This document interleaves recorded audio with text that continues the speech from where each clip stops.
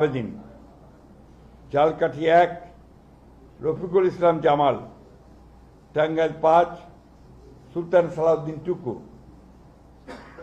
ময়মনসিংহ 4 আবু ওয়াহাব আখন্দ ওয়ালিদ, কিশোরগঞ্জ 1 মোহাম্মদ মাজহারুল ইসলাম,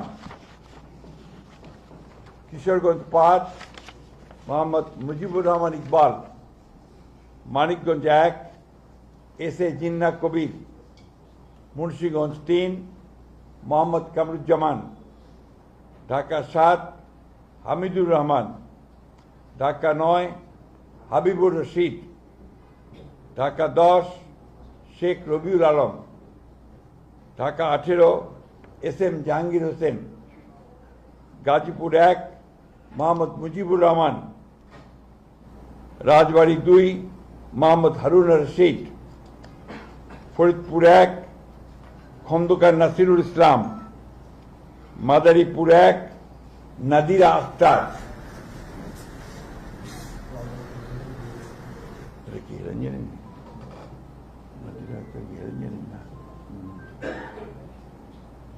মাদারীপুর 1 নাদিরা আক্তার মিঠুর ওয়াইফ, মাদারীপুর 2 জাহানদার আলী খান, সুনামগঞ্জ 2 নাসির হোসেন চৌধুরী, সুনামগঞ্জ 4 নুরুল ইসলাম, সিলেট 4 আরিফুল হক চৌধুরী, হবিগঞ্জ 1 রেজা কিবরিয়া, কুমিল্লা 2 মোহাম্মদ সেলিম ভুঁইয়া, চট্টগ্রাম 3 মোস্তফা কামাল পাশা, চট্টগ্রাম 6 গিয়াসউদ্দিন কাদের চৌধুরী, চট্টগ্রাম 9 মোহাম্মদ আবু সুফিয়ান, চট্টগ্রাম 15 নাজমুল মুস্তফা আমিন, কক্সবাজার 2 আলমগীর মাহফুজুল্লাহ ফরিদ। এই ছিল আপনার আমাদের 36টা। এর পরের বাকিগুলো আমরা আবার যথাসময়ে ঘোষণা করব।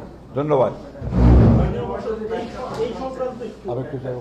আলমগীর ভাই আসলে সব জায়গায় শোনার পর থেকেই বিভিন্ন জায়গায় যারা মনোনীত হতে পারেনি বা মনোনয়ন প্রত্যাশী ছিলেন তারা বিভিন্নভাবে প্রতিবাদ জানাচ্ছেন, আন্দোলন করছেন।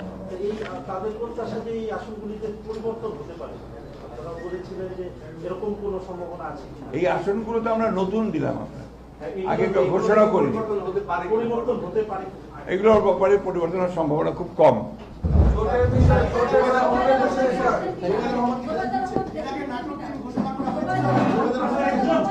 একজন ভাই